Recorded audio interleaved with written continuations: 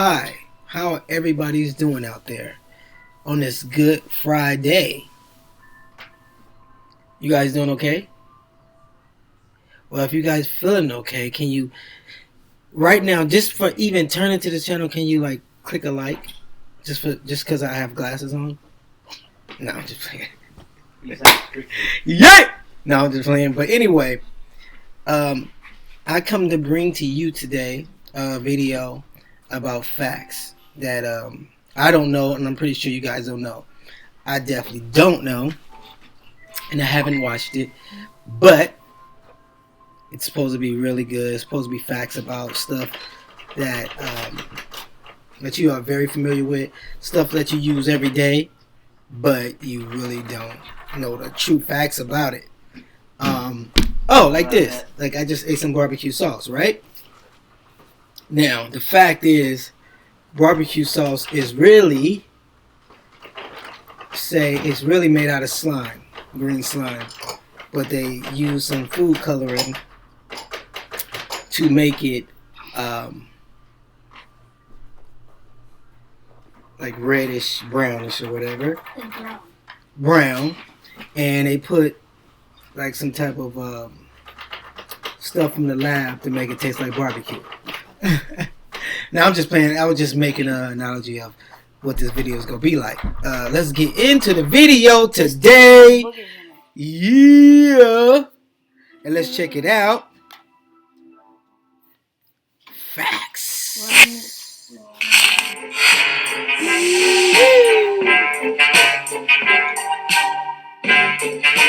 When most of us think of money, we think of circular fragments of metal, inked sheets of paper, and quasi-magical plastic issued by the bank fairy. But what did people do before money? Well, long before the advent of modern-day currencies, people engaged in a practice known as barter. Bartering is the direct exchange of goods and services for other goods and services. For example, your average Neolithic transaction may look a little something like this. Man A owns axe, man B owns bag of corn, and assuming man A is in need of corn and man B is in need of an axe, a successful trade is now possible. However, this also highlights a fundamental limitation. As both parties must possess an item or skill that the other need or wants, the ability to carry out a successful transaction heavily relies on coincidence. This is a problem known as the coincidence of wants. Wow. Man A is in need of corn, but man B is not in need of an axe, thus no trade, thus man A starved to death. And while man A may accidental that axe into the neck of man B and simply take the corn, it would technically not be barter anymore as man B ceased to exist. So a non-violent solution to this problem would be an item that everyone wants. And this is the basic function of money. Money was first used in the form of cows, sheep, camels, and other forms of livestock. But after people kept snapping their spine attempting to carry 15 cows in their wallet, a more portable form of currency was desperately needed. A specific type of seashell known as cowrie were used as currency for many centuries, largely due to their portability. And ease of use as well as durability has really been the determining factors of what is and isn't money ever since. Wow. Various items used as currency over the millennia include gold, silver, stones, pelts, rice, salt, pepper, tea, cheese, hemp, barley, rum, beads, knives, arrowheads, and teeth. Metal coins first appeared across Asia some 2,500 years ago, but something even lighter and more portable was needed for extremely large transactions. So the Chinese began experimenting with leather and eventually paper. Then as society continued to grow and technology improved, even paper became too cumbersome, so we literally made money as intangible as the concept itself. Wow, that's awesome. In a previous video, I've talked about pareidolia. It's when we incorrectly perceive familiar patterns such as a face on Mars or a petrified tree and his naked cousin. Well, banknotes have their own fair share of pareidolic history. The most infamous one is likely the supposed Illuminati-related owl on the United States $1 bill. Whoa. In reality, it's just a squiggly pattern, and less obscured and near-identical patterns found elsewhere on the same note can back this up.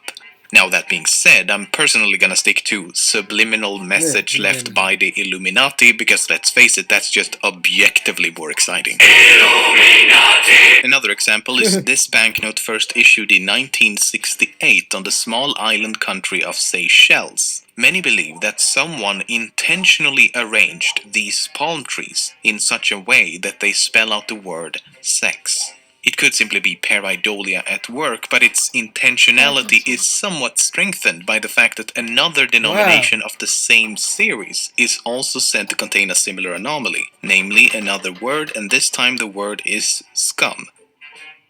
This note was first released in Germany after World War I and allegedly features a vampire.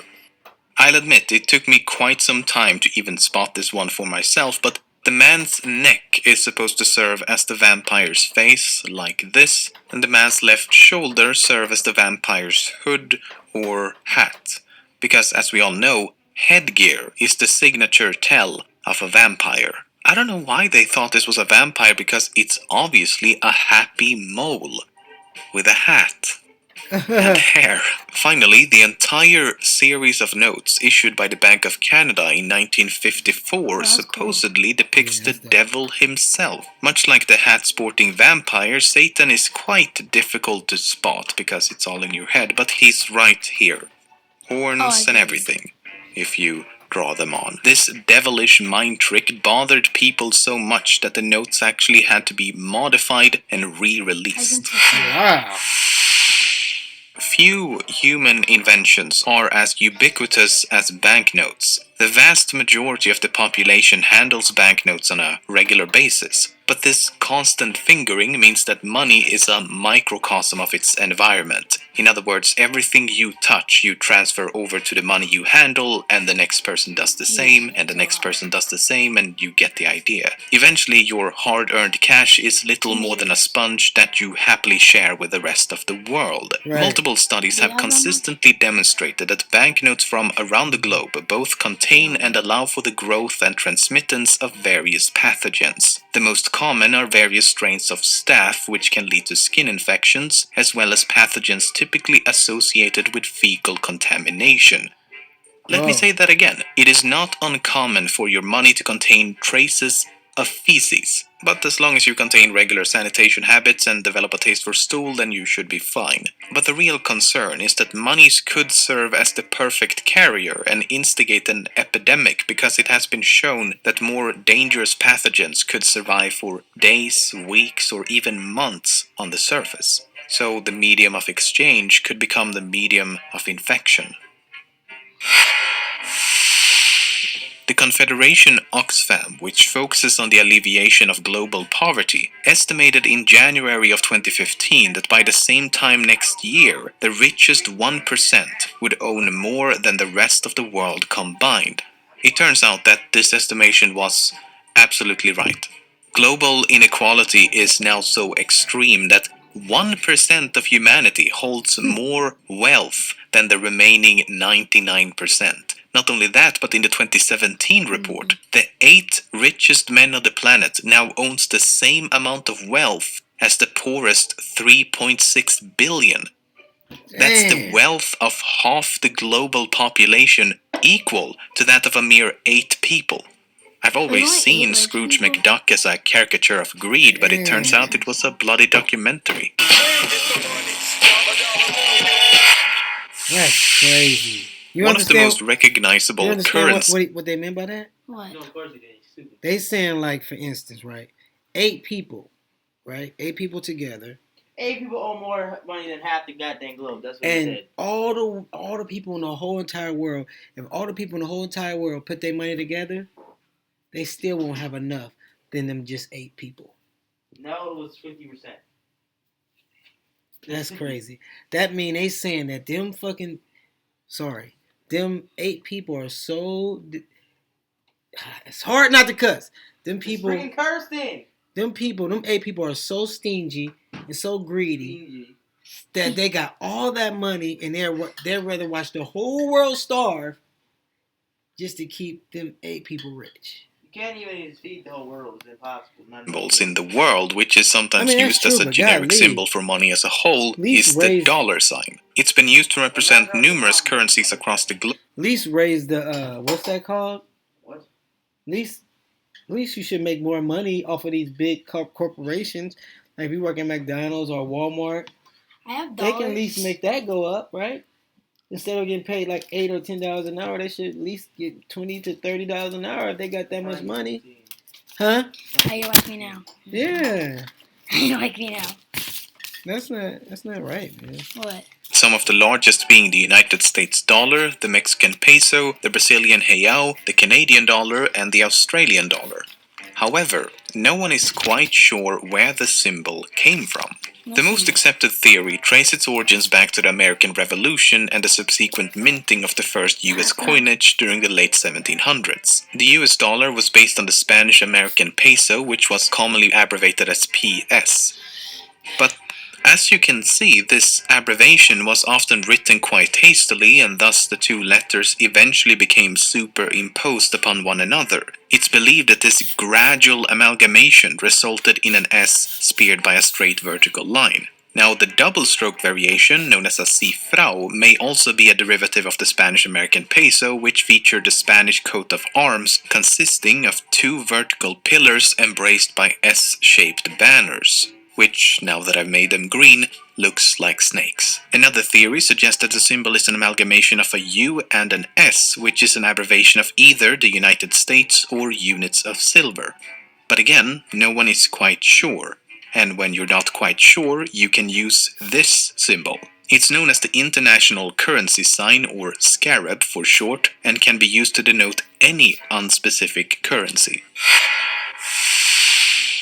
A lot of different currencies also contain traces of drugs, especially cocaine. In fact, this is true for the vast majority of banknotes in countries such as the US, the UK, Ireland, Canada, Brazil, and Spain, just to name a few. There's been a few theories as to why this is, and as fun as it would be to imagine, it's most likely not because the whole world is snorkeling through Winter Wonderland every lunch break. Instead, it's likely due to a combination of factors, such as cocaine being an extremely fine powder that could easily spread en masse through the use of counting machines and money laundering. Nevertheless, it's only microscopic traces between 1 billionth and 1,000th of a gram, so it's practically nothing, but technically something.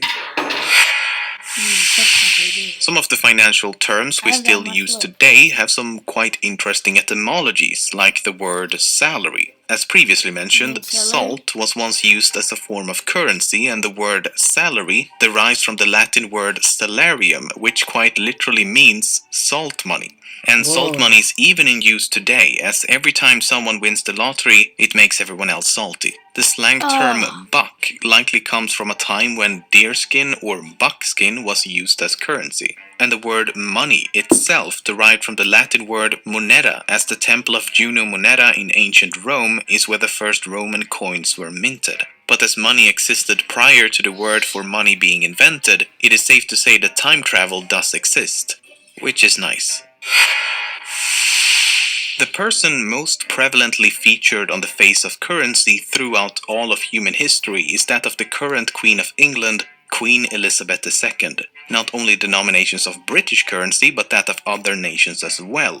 Only 9% of worldwide bills feature women, but out of all the banknotes that do, 63% is that of the Queen's likeness. She made her first appearance at the ripe age of 8 when in 1935 she appeared on the Canadian $20 notes. Wow. Over the years, she's appeared on various banknotes from Australia, Jamaica, Hong Kong, New Zealand, Cyprus, Bermuda, Scotland, among many other places. In fact, she's appeared on the face of so many different banknotes that it's possible to create a sort of progressive timeline of her life. So I took the time to do just that, from 1935 all the way to present day. That's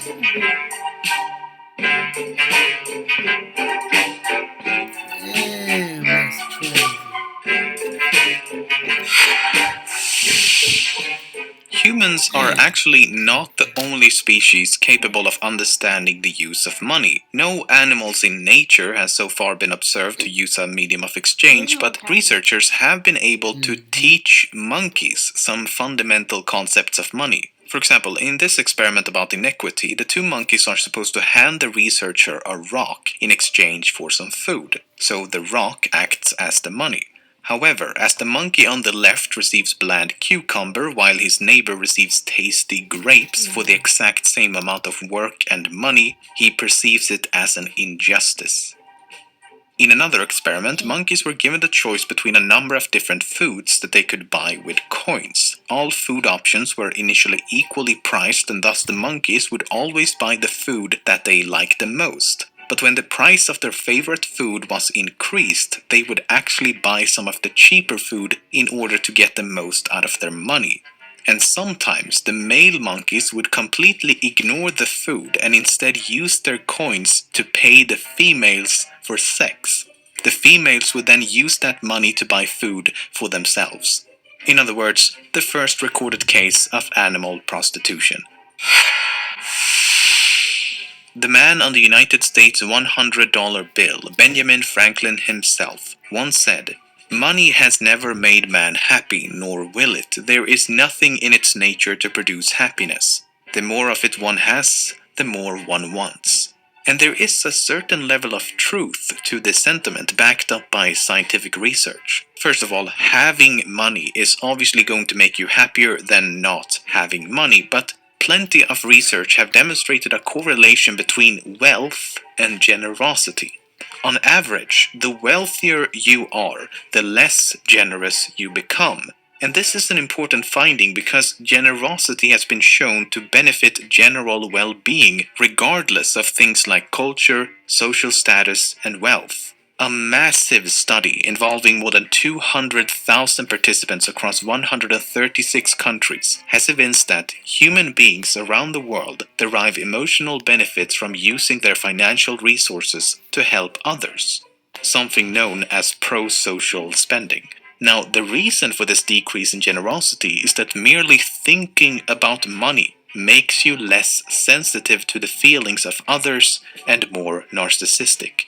One study explains that reminders of money orient people to independence and therefore lead them to prefer greater distance from others and to be less helpful towards them. Basically, it boils down to a duality of motivations. The pursuit of wealth is kind to the selfish, while the pursuit of happiness is kind to the selfless. According to science, the key seems to be to find a balance between the two. Wow, that was pretty good, man. That was pretty good. Them facts about money that you did not know. I didn't know about that. Well, did you know anything about that? No. I didn't. I'm I very, didn't. very I clueless knew of like something one like of them. that. Very, very clueless of money situation. Do I wish that money did come along like that? Honestly, I wish that that it wasn't no money. I wish What? that you can get whatever you want off strictly. I don't know, man. I mean, that's wrong. I would say strictly off talent, but that's not fair because that means people will starve that don't have talent. I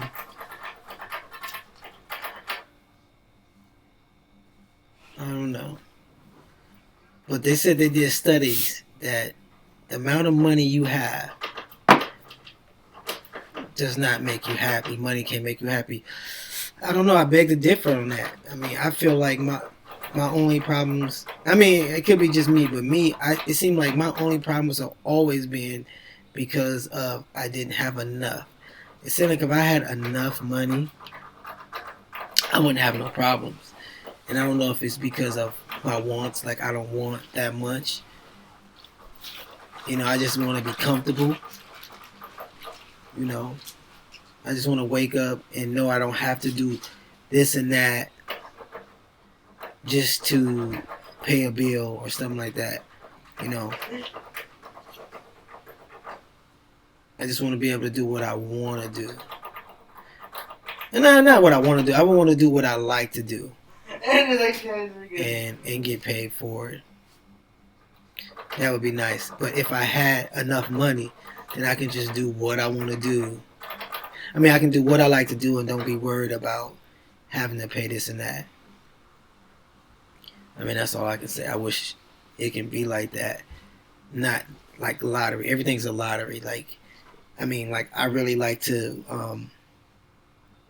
do like acting and you know, just being in front of the camera and doing scenes and acting out in plays and stuff like that is really fun to me.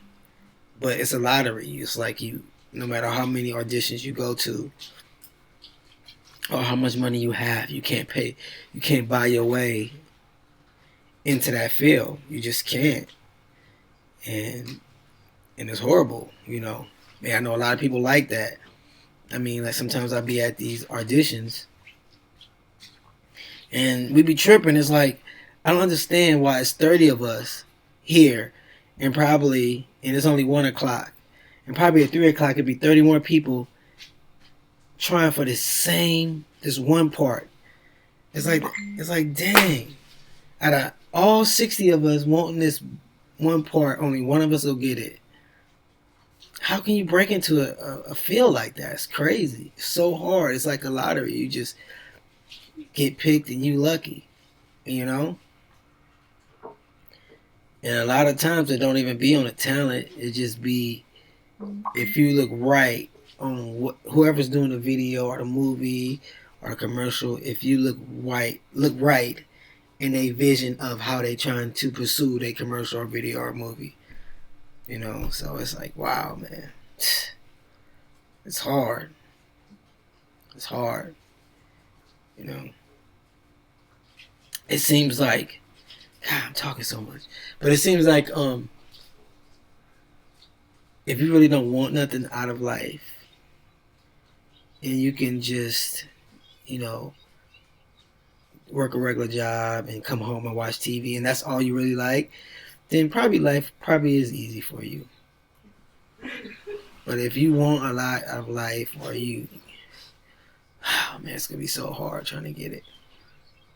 I mean, life is going to be so hard because even when your life is going regular, you're not happy because a regular life from people like me it's terrible. It's almost like it's just terrible. So bored, you know. The only time I'm happy is, like I said, I'm doing some life. My heart is racing, and I'm doing something I really like, and then I can work, and then I watch it later, and I'm like, yeah, yes. All right, let me stop talking, man. I'm just rambling, but I can talk about this subject all day, man, because, dang, it's hard for people that want a lot out of life, man. All right, y'all, I'm gone, man.